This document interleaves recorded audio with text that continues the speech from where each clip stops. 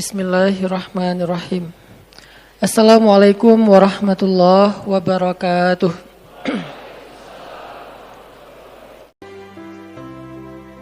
Kenapa Allah letakkan ayat tentang janji-janji untuk orang bertakwa di dalam surat yang isinya adalah tentang diputusin? Kan itu namanya surat diputusin kan? At-talaq. Talak itu kan diputusin, betul nggak? Diputusin oleh siapa? Suami. Mungkin nggak semua orang mau menerjemahkan. Kalau mampu insya Allah banyak yang mampu. Tapi mau menerjemahkan dengan bahasa kaum. Kalau kita anak muda, talak itu rasa-rasanya kayak apa? Talak itu kayak ngeri gitu kan? Ternyata ada yang lebih ngeri daripada talak loh, diputusin. Itu lebih kerasa gitu. Diputusin. Padahal udah jadian, udah halal, udah menyerahkan hidup dan dirinya, diputusin.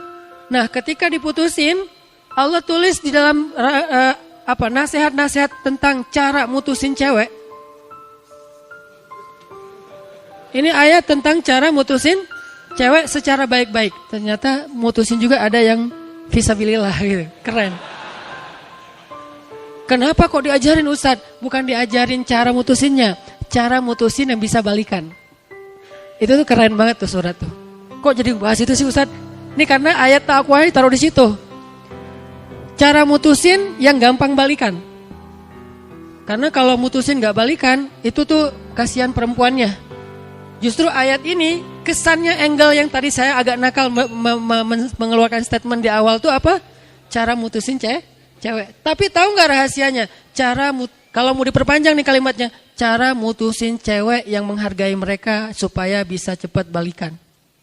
Itu yang panjangnya. Sehingga kalau misalnya ada yang mengcrop video saya, pasti nggak dengar ceramah saya. Cara mutusin cewek yang menghargai mereka dan bisa balikan. Bahasa ini fikih talak. Bahasa pesantrennya lah. Fikih talak. Apa yang terjadi waktu itu? Kalau kita baca cerita behind the scene-nya, Rasulullah waktu itu mutusin Hafsah. Mentalak Hafsah, istri beliau, anaknya Umar bin Khattab. Gak takut Ustaz sama Umar. Itu kerennya Rasulullah ya. Umar yang takut sama Rasulullah. Malah Umar marahin Hafsah. Kamu ditalak sama Rasulullah. Kamu diceraikan sama Rasulullah. Kamu diputusin sama Rasulullah. Kamu itu rugi banget. Jadi Rasulullah mentalak Hafsah. Cuman karena belum diajarkan tutorial mutusin. Akhirnya Nabi pas mutusin Hafsah. Memulangkan Hafsah ke rumah ayahnya. Jadi dianterin pulang ke rumah ayahnya. Pas Nabi balik, turun ayat. Wahai Nabi, kalau seseorang suami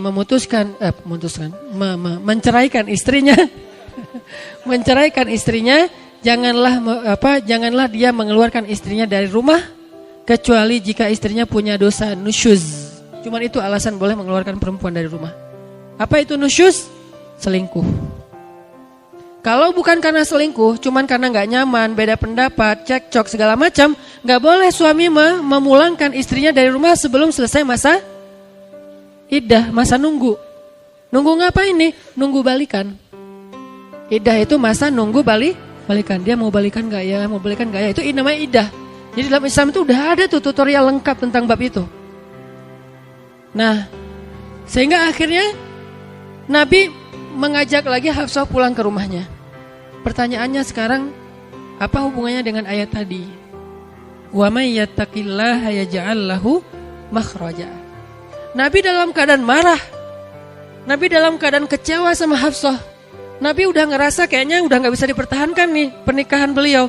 Tapi ketika turun ayat, bahkan turun Jibril, ayat plus kata-katanya nih. Kalau ayat doang Al-Quran, ini plus nasihat dari Jibril. Kata Jibril, ya Rasulullah, rujuk Hafsah, sesungguhnya dia istrimu di dunia dan di surga. Ketika Nabi lagi dalam keadaan perasaannya terganggu. Bahasa kita, balikan. Tapi dia, gitu kan ya. Jadi lagi baper banget gitu kan ya, disuruh balikan.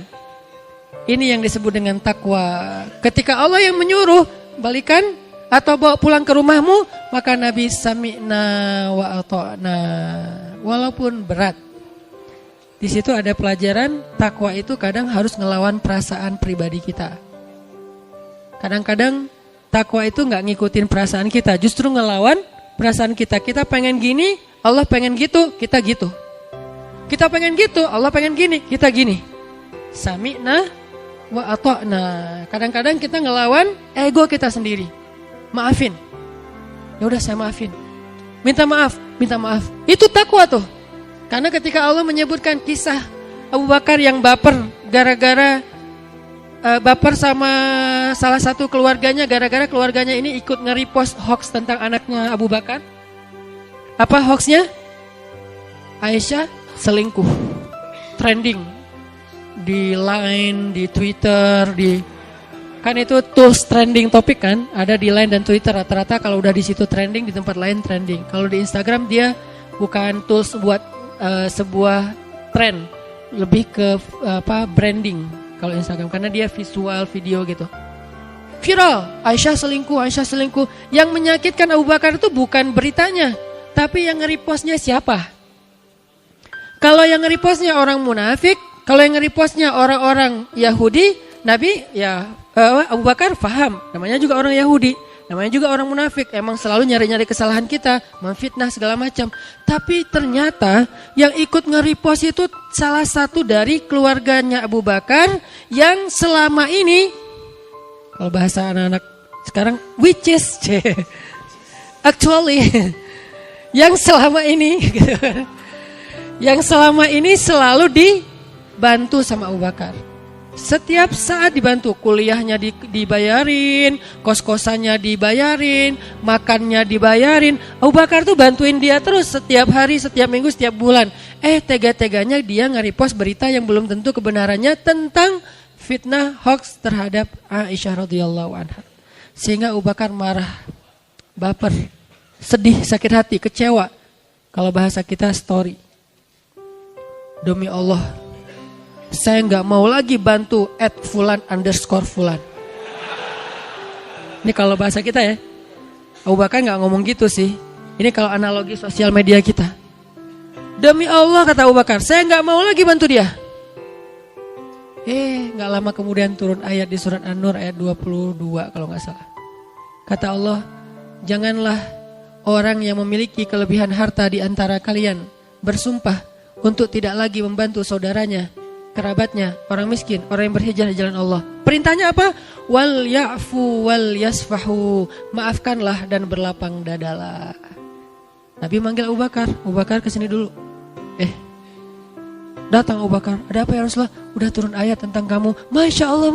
Apa ya Rasulullah? Pas dibaca langsung Abu Bakar menangis.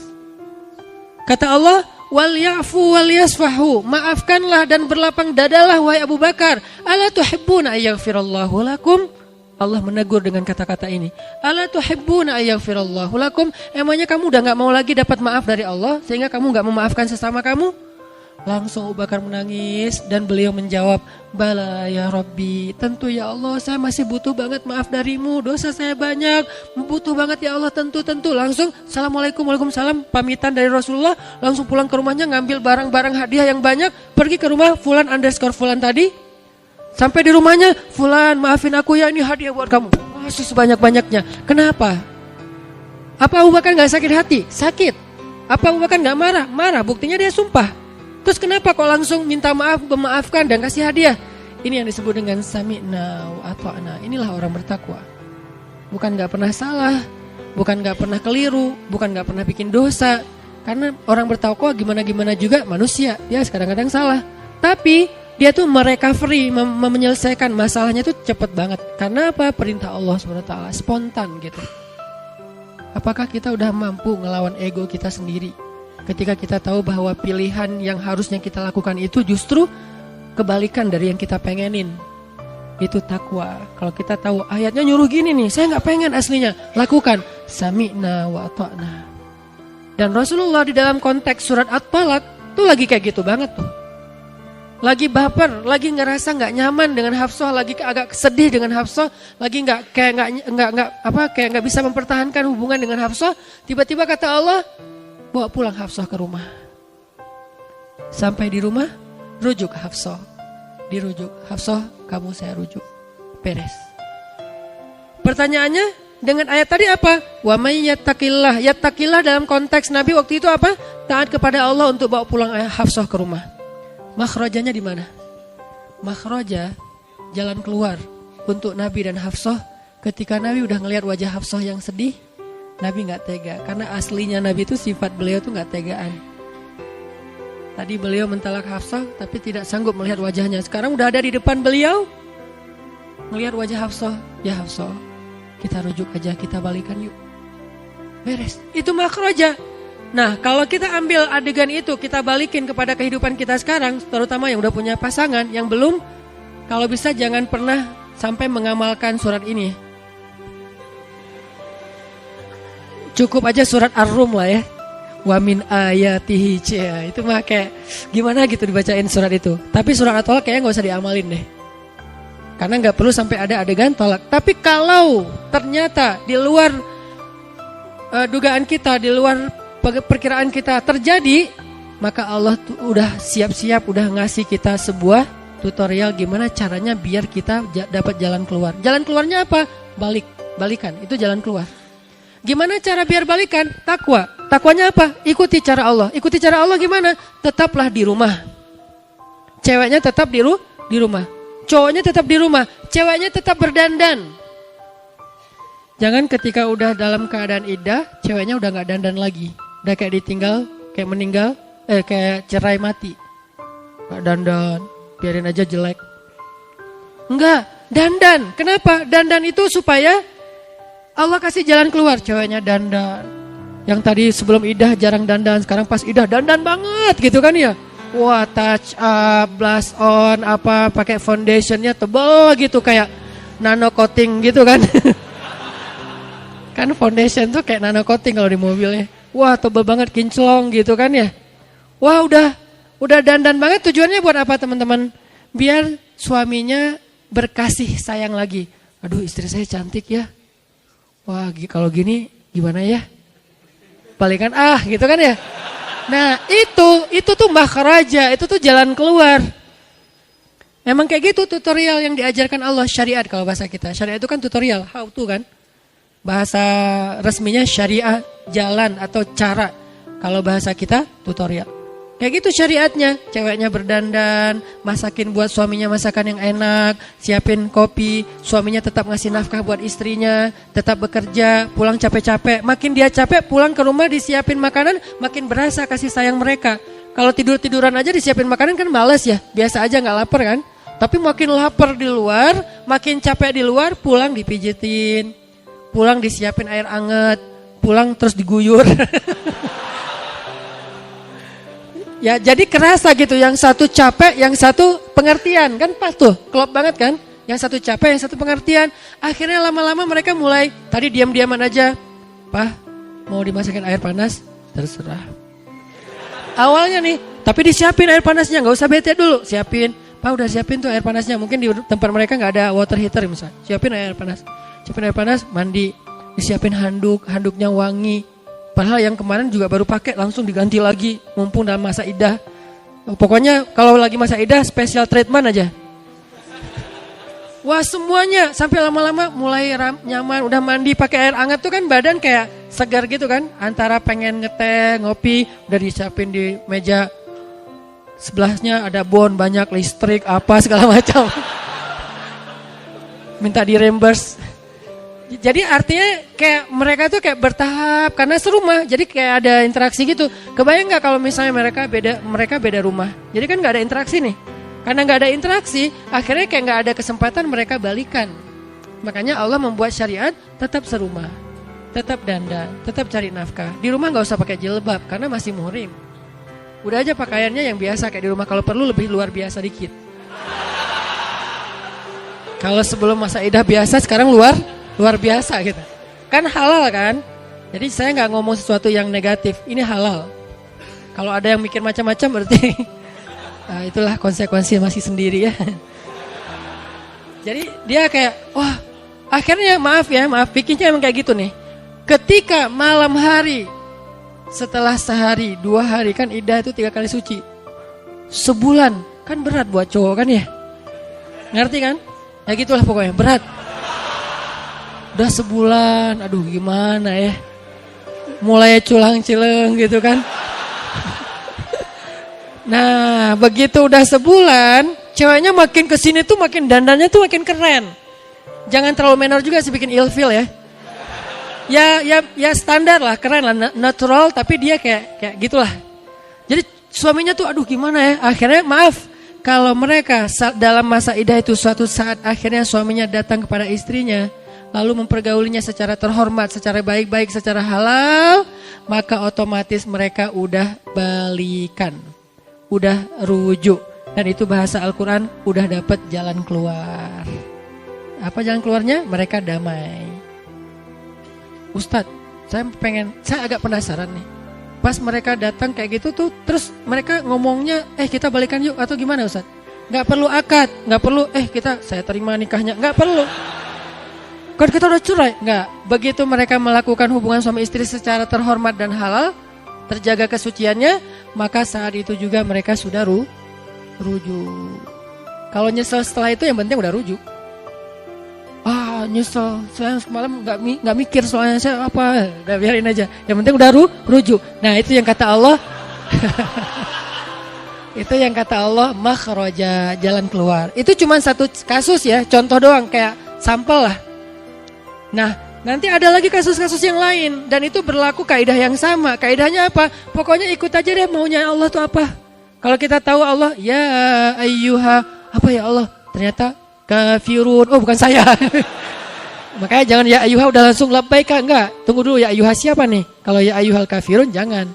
Kalau ya ayyuhal ladzina amanu oke lah, labbaik ya rabbi. Aku penuhi panggilanmu ya Allah.